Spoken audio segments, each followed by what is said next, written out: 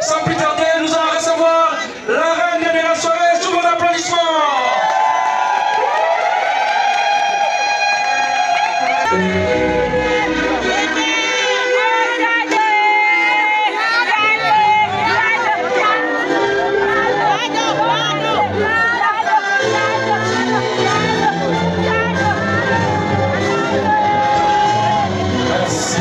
Ma vie d'amour.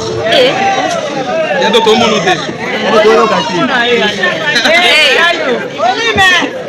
Bois.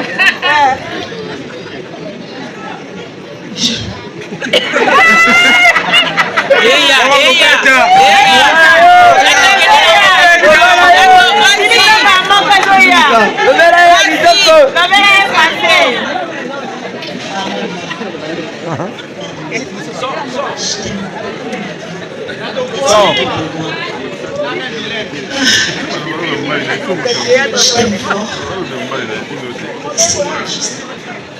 Je t'aime ici. Dans le nom puissant de Jésus-Christ. Je peux crier d'abord au monde sur le peuple déjà. Mais ça, la tête à Jésus-Christ. Je te mets ça dans le nom puissant de Jésus-Christ.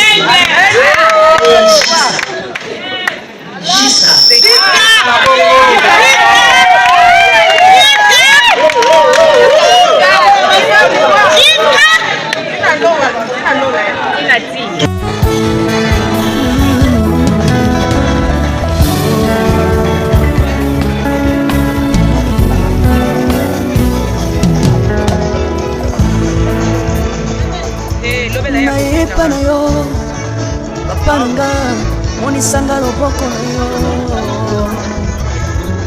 naipa na yo mosantu yo monisanga loboko na yo zamba lolo azosale zamba lolo azosale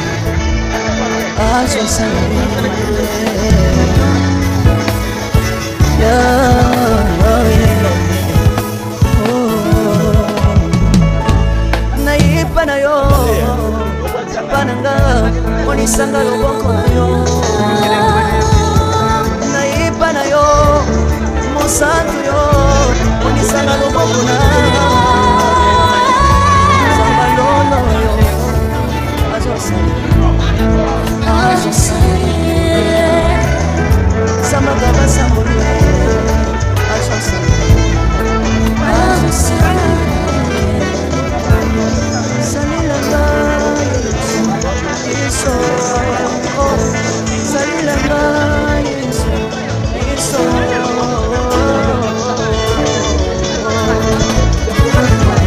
Alléluia. Yesu asifiwe. Komba mara Tino. Yesu na bikina danzo na Yesu. Papa na bikina temo. Kapena ndako na bosambela yo Yesu. Yoka bosenga na nga sabaka basale. Yoka shishe na nga sabaka. Na yena baba singa osabo sambela yo. Na yena kosanga na nga osabo sambela. Salela nga Yesu, Yesu. Salela nga Yesu, Yesu. Salela nga Yesu, Yesu. Salela nga Yesu, Yesu. Unela nga Yesu, unela nga Yesu, Yesu. Unela nga Yesu, Yesu. Unela nga Yesu, Yesu. Longesa nga Yesu, Yesu. Longesa nga Yesu, Yesu. Longesa nga Yesu, Yesu. Longesa nga Yesu, Yesu. Kale Biblia kisenga senga. Kale Biblia pesanga kabela na kisenga. Yesu moko niye, batu bakolia pele singa na ye. Yesu moko niye, batu bakolia pele singa na ye. Yesu mokoli ni ye bato bakovanda mpe na nsima na ngai nalobi mpe bisenga senga nsanga lokota ngai Yesu Yesu lokota ngai Yesu Yesu lokota ngai Yesu utika ngai te lokota ngai oyo tomona ngai Yesu Yesu tomona ngai Yesu Yesu tomona ngai oyo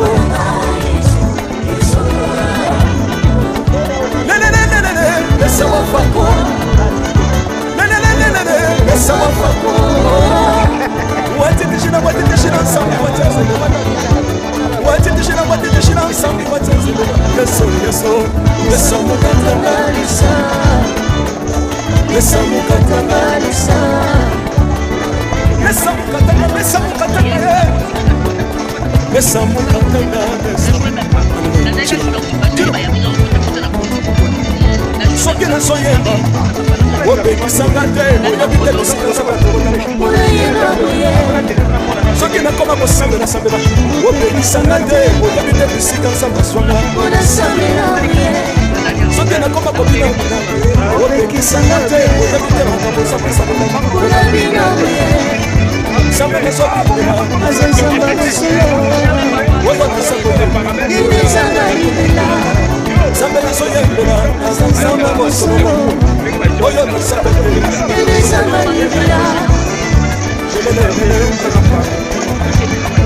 Naliki mobaloyo, naliki mobaloyo, Nzambe, ayoki mosenga na nga, Nzambe akapasa ye, ayoki suje na nga ye, Nzambe nazalaka lokatere apesinga lobango yatambolaka makolo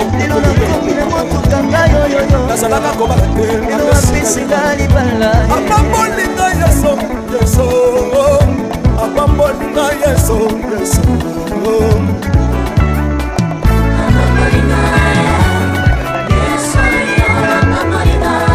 Yesu apambolinga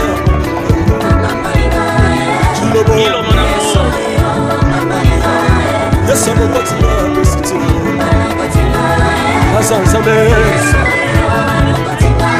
Naliko beta mololo bisika ezali Beta mololo Homme la fils du prophète Pas dans le royaume de Dieu Pas dans le centre de réveil Nous obligés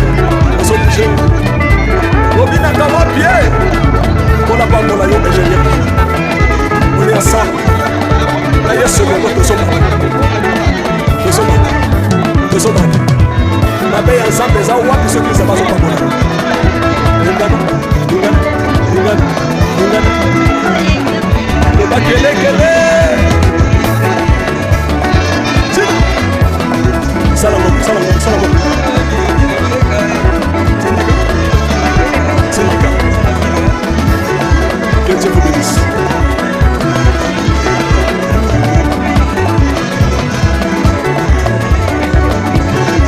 Samba pambola bino. Alléluia.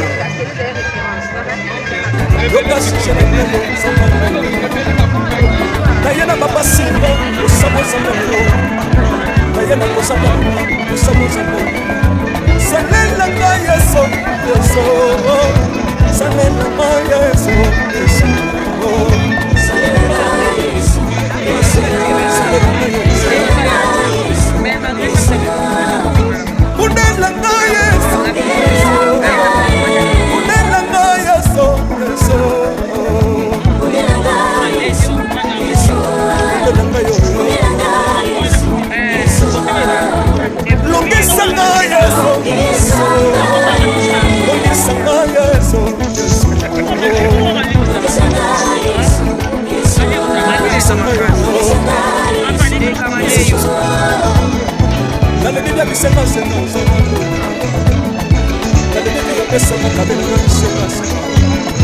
Yesu mokoli ni ye, bato bakolia mpe na nsima na ngai. Yesu mokoli ni ye, bato bakolata mpe na nsima na ngai. Yesu mokoli ni ye, bato bakovanda mpe na nsima na ngai. Nalobi mpe bisenga senga nzambe lokotanga yeso yeso lokotanga yeso yeso lokotanga yeso utikanga ite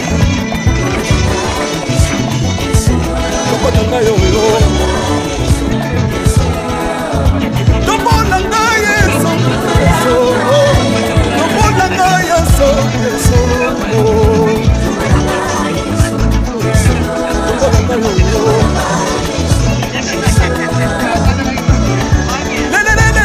Laisse-moi faire quoi? Laisse-moi faire quoi? What did you know? What did you know? What did you know?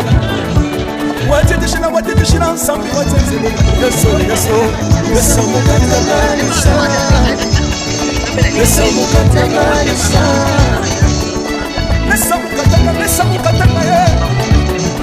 Laisse-moi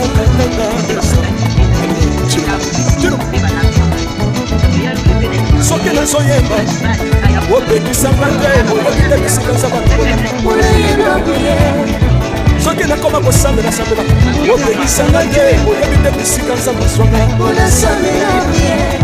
soki nakoma kobinabina openisanga te oyokite makambo eza kosalelaka Samba nazokindela azenzamba kosolo oyo naza koyemba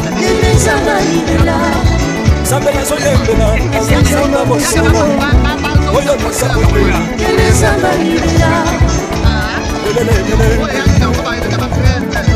Naliki mobalo oyo Naliki mobalo oyo azanzale Ayoki bosenga na nzamba na masaye Ayoki sijela na ye nzamba Nazalaka lokater atesinga lupango Natabolaka makolo Nazalaka kobala te Apambolinga yeso yeso Apambolinga yeso yeso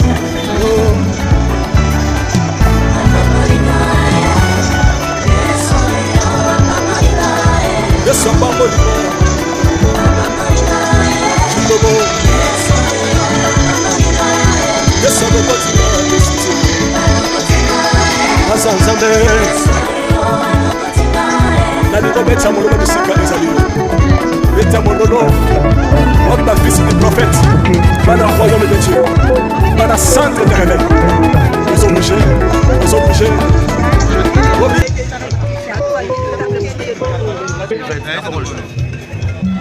Okay, yeah, okay.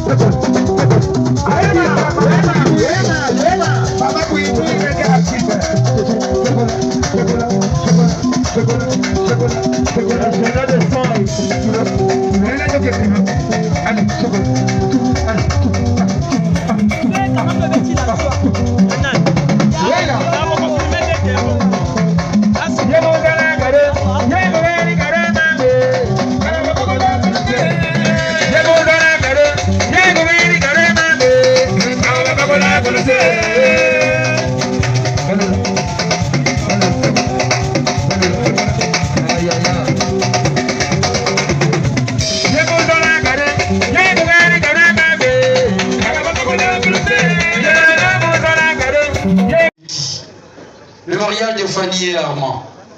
Nous sommes rassemblés dans ce cadre pour célébrer l'amour, parce qu'il s'agit bel et bien de l'amour. Je me présente, je suis Guilain Mbaou Oxygène, le maître des cérémonies de la soirée. J'ai cette responsabilité de magnifier ce mariage de Fanny, Domazé et Armand. Je serai bel et bien accompagné d'une personne extraordinaire. Pourquoi? Parce qu'il s'agit de lui. C'est un DJ. il nous vient de la France uniquement pour cette cérémonie, le DJ Yacher, qui est bel et bien accompagné de son groupe Twist Live. Manifestez-vous, DJ Yacher, manifestez-vous, il est là. Voilà, il s'occupe de ces sons, lumière et effets spéciaux. Comme nous avons dit au début, il s'agit d'un mariage. Nous savons bel et bien que le mariage est l'union des deux personnes de sexe opposé, donc un homme et une femme. Est-ce que nous pouvons débuter cette cérémonie à l'absence du roi ainsi que de la reine de la soirée? Non. Est-ce que, avec votre permission, nous allons recevoir à présent, à tour de rôle, le roi ainsi que la reine de la soirée? Nous demandons à la presse de laisser ce chemin. Parce que le roi viendra de ce côté. Le DJ va nous balancer levé pour recevoir vos applaudissements.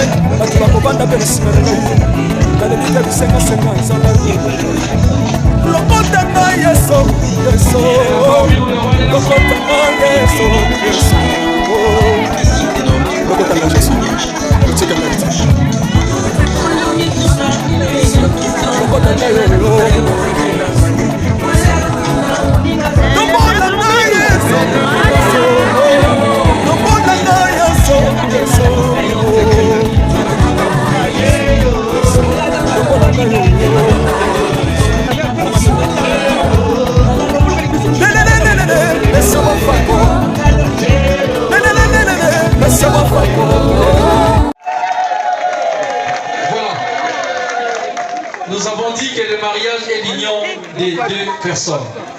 Mais là, le roi est seul. Le roi n'est pas aimé parce qu'il est seul. Donc, là, tout le DJ va nous balancer un son. Mais cette fois-ci, ça sera spécial. Spécial parce qu'il s'agit d'elle. Il s'agit des demoiselles. Sans plus tarder, nous allons recevoir la reine de la soirée sous vos applaudissements.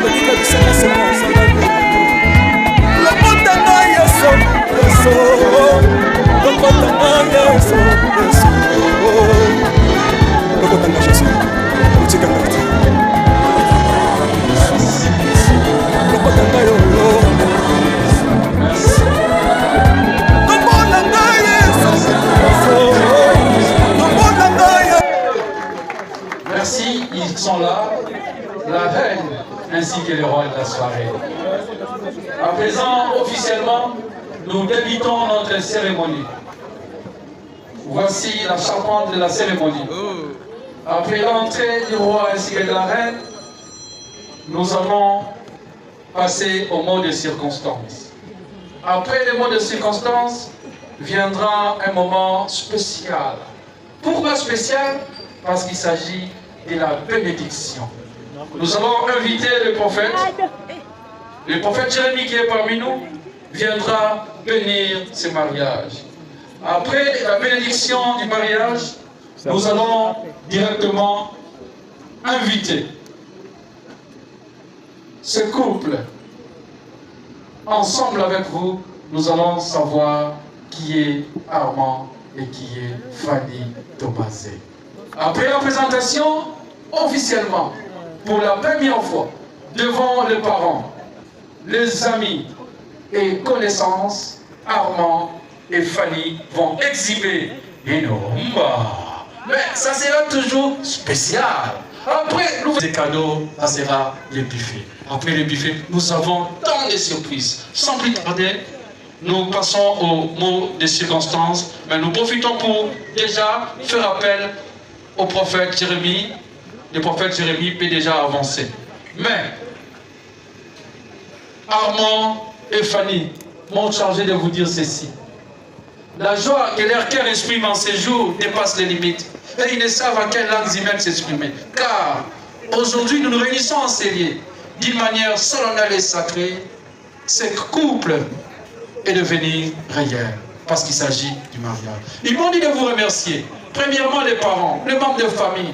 Vous les invités, en abandonnant vos multiples occupations pour être témoins de l'avion qui va conduire les rameaux à l'infini. Voilà, nous allons inviter le prophète Jérémie pour la bénédiction.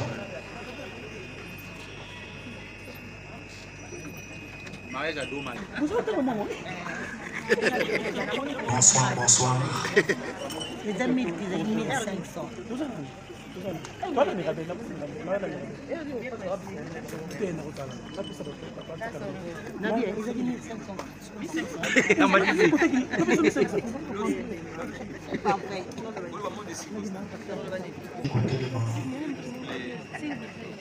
Petit campement où il y a beaucoup de temps.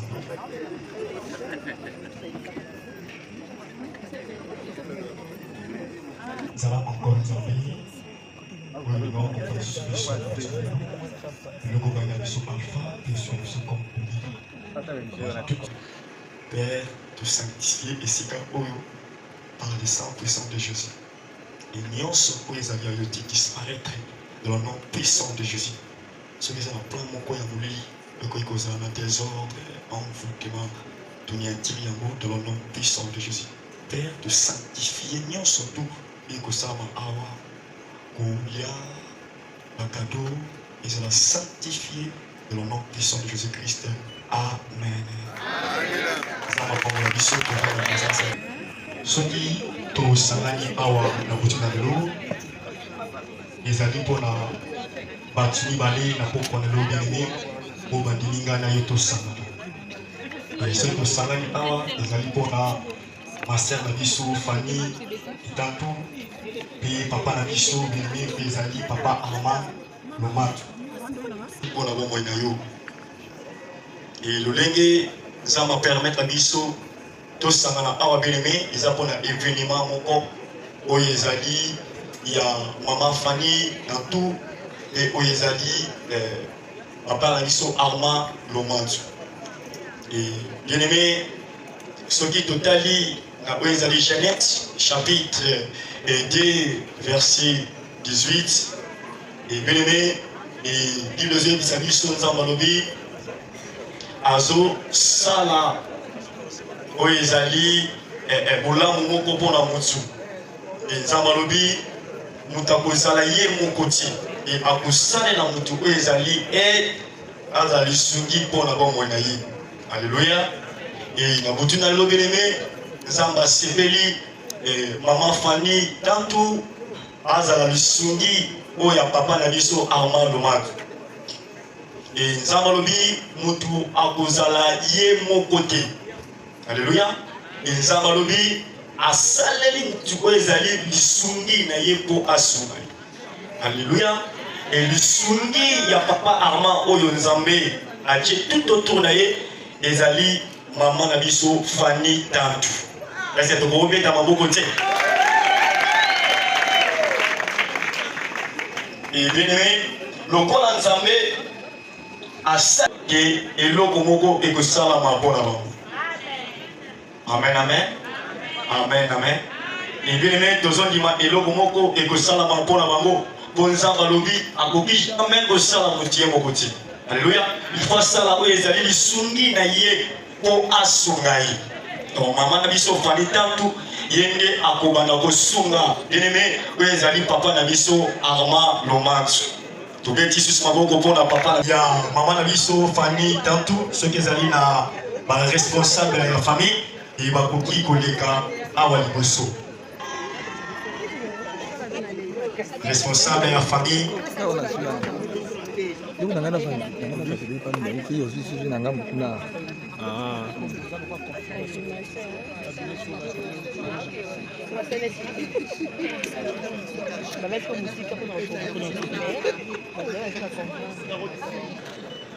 bien, madame.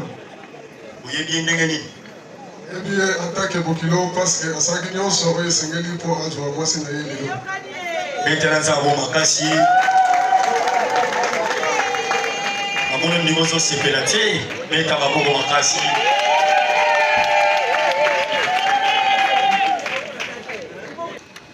Est-ce que famille, il y a papa Armand Lomanso, nyonso bino bosengaki bapesi bino to bapesi bino te Nini tonga ntango etikalité nyonso ezoka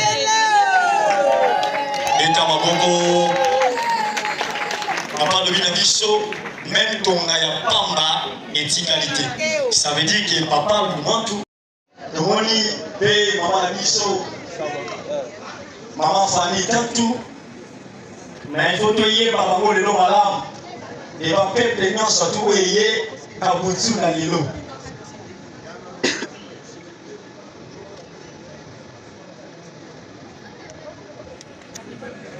Il y a peu ça yo mikomo.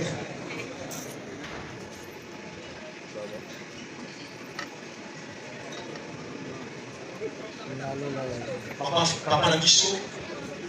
Merci.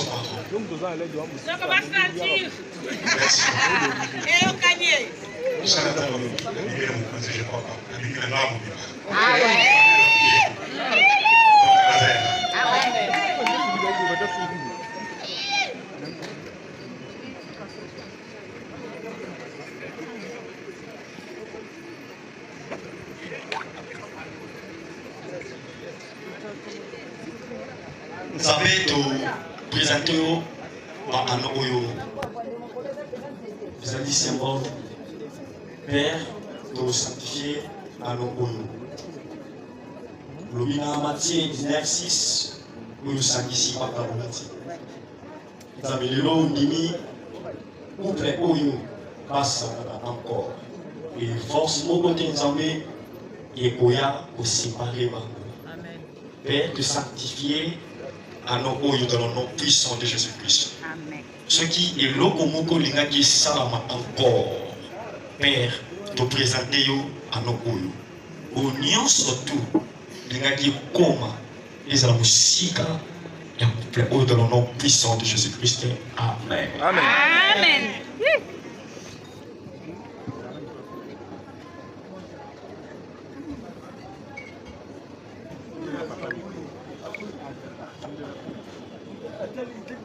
Moi, il l'ouvre. Papa, comment? Ah, passez, tu filmes.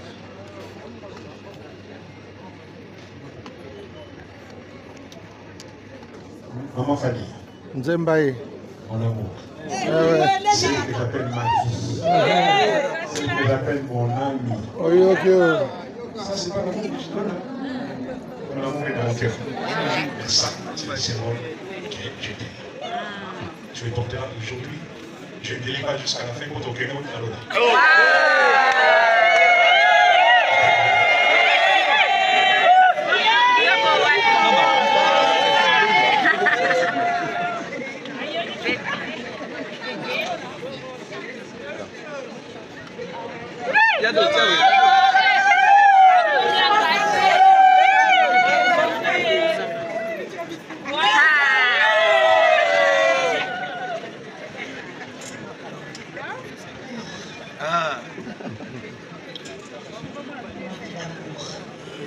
Kasi.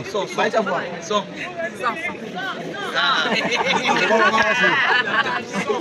Ma vie d'amour. Il y a d'autres mots notés. Bois, bois.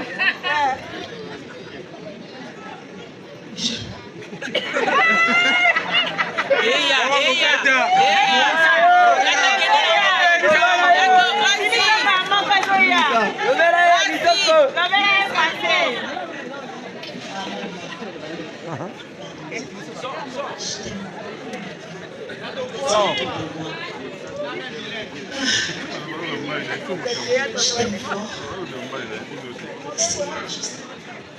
Je t'aime ici. Dans le nom puissant de Jésus-Christ. L'amour de Pélé, je peux crier l'amour de mon nom sur le nom déjà. Mais ça, la tête à Jésus-Christ. Ah oui. Je te mets ça dans le nom puissant de Jésus-Christ. Jusqu'à.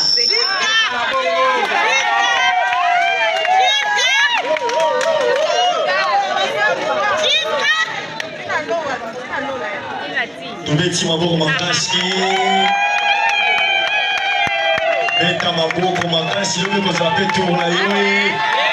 Oni modina bali sepela. Papa ama lolenge bundimi.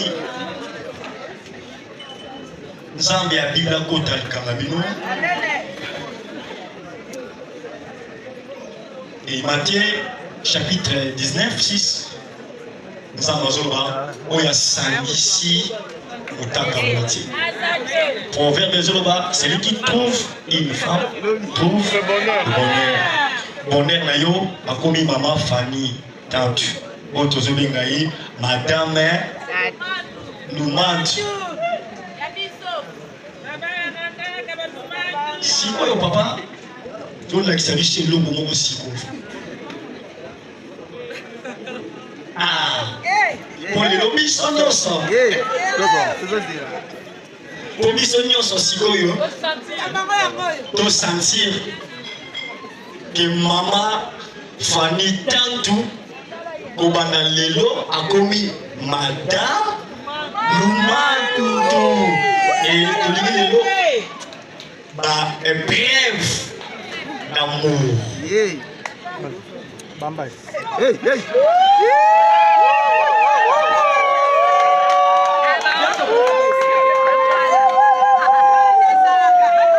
Arrête faire quoi?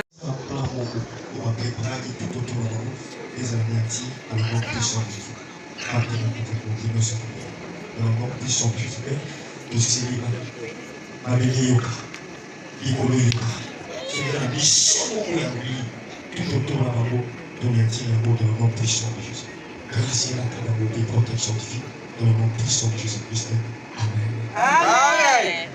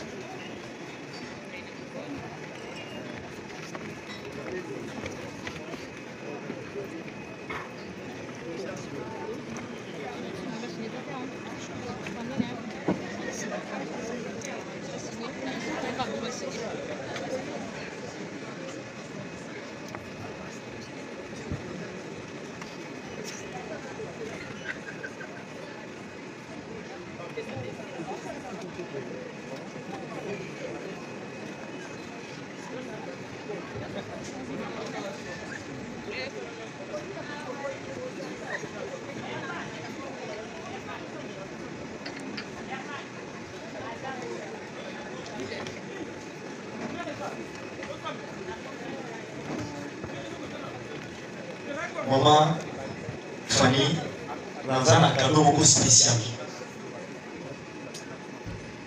Pour le petit Kanango, vie na yo mobile. Quel que soit le problème,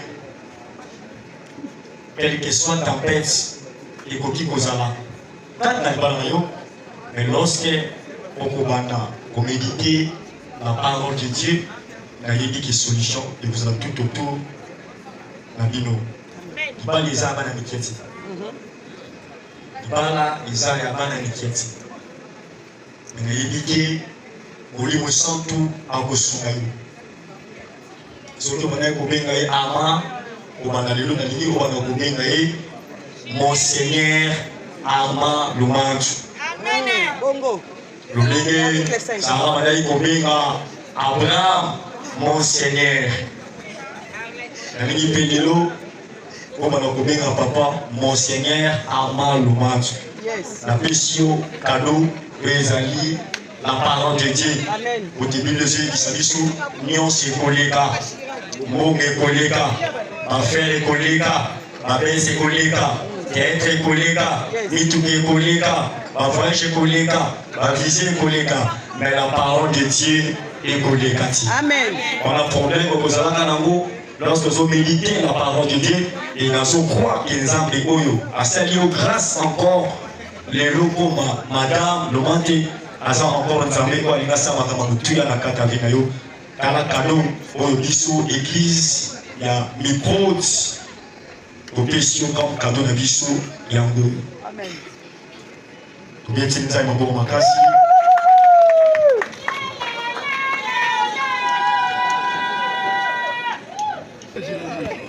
Merci, Pasteur Jérémy.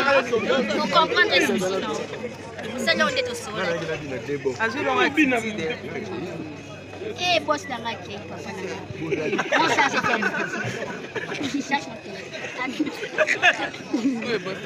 Est-ce qu'elle vous applaudit très très fort pour ces couples? À présent, nous allons inviter Papa Armand. Alignope Sabaron au Congo, Tala Maman.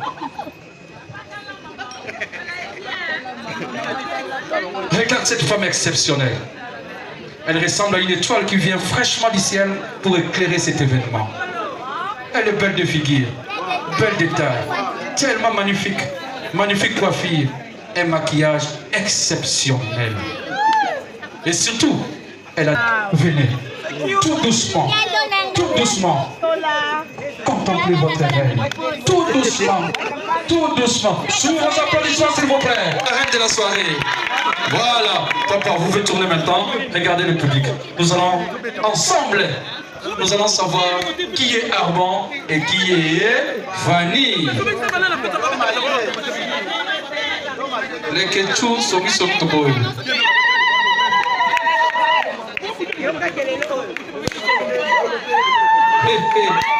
Belle famille, belle famille, famille, il y a maman.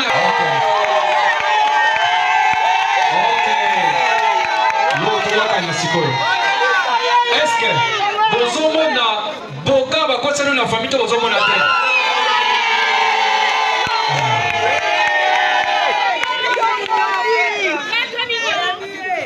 voilà. De son vrai nom. De son vrai nom. Armand Lumantu. Fils de papa Laurent Lumantu qui nous a quittés. À la fin, nous allons garder une minute de silence pour les parents. Et de maman Nelly Moussimbengi. Maman est actuellement en Europe, mais elle est ensemble avec vous en esprit. Il y a pour couleur préférée deux couleurs, la couleur noire et la couleur blanche. Parfois, c'est du méli-mélo. Il préfère manger les madessous. Je lui ai demandé, là le baron en France, le baron kaka, na lingala. Alobi na lingaka, madessou. Là, na yebisi, madessou, on va dire nini. Ayebisi na loso. Tosuki sinabiso, na bandiko bima. Abenga s'il vous plaît yaka, bakisa. Eza kaka, madessou ka yesu kawante. Bakisa na Thompson. Voilà. Sa musique préférée, la musique rumba. sport. Il aime beaucoup le football. Son club préféré. Et pas Real, Bossana. Barcelone, Bossana. Oh, Paris Saint-Germain, Bossana. Il est tellement congolais. C'est le Tariq Lamotema. Banadora Bozali. Banadora Bozali. Tobeti Maboko Banadora. Banadora Bae Banakara. Monadora Azakaka propre. Monadora Azaka bien. Azaka moi, mais Azaka le fond, mais ce qui coupe la foot pour vous, mais raté, c'est un bruit, malongwe. Là, c'est Daïk la montée ma pépé. C'est simple. Ce qu'on dit, supporter sa renaissance. Supporter sa renaissance à Azaka l'Est. Si vous avez un temps, là, Michou Zara, paille. On a supporté la renaissance. Azaka batté, Toko Kita, Toko Kitate. Équipe Tolanda, il y a un fait que Tolanda a Kotoyo. Donc, voilà, il y a vite à Kuba Ebana. Supporter sa vita, son moyen baye qui est dans l'arrêt de bis. Au moins, les gars à Kiti, il y a le bonsoir aux ala noir. Là, si ma cause est bonne à poche, à la Xika, Tazanani, soda. On a vite à Clibien. On a tout les déjà. Voilà. À présent, sans plus tarder, papa, Armand, vous êtes une personne correcte. Votre intelligence correcte. Votre attitude correcte. Votre façon de se tenir en public correcte. Regardez votre tenue ce soir. Correct. Et à côté de vous, il y a une femme correcte. Maman, nous allons à présent vous honorer. C'est votre jour. Vous êtes la reine de la soirée. Je suis heureux de vous rendre maintenant ce même honneur, maman. Hey, Do, Masé. À côté d'un homme brillant, il y a une femme qui brille encore plus. Madame, permettez-moi de le dire dans des termes simples. Dieu nous aime tous et nous a créés tous à son image. Mais il y a des personnes que Dieu a donné quelque chose de particulier. Une beauté particulière. Une apparence particulière. Un sourire particulier. Les yeux particuliers. Un teint particulier. Vous êtes de l'or. Un diamant de 1000 carats sans défaut. Sorti d'un océan de mort. Fille de Kinshasa.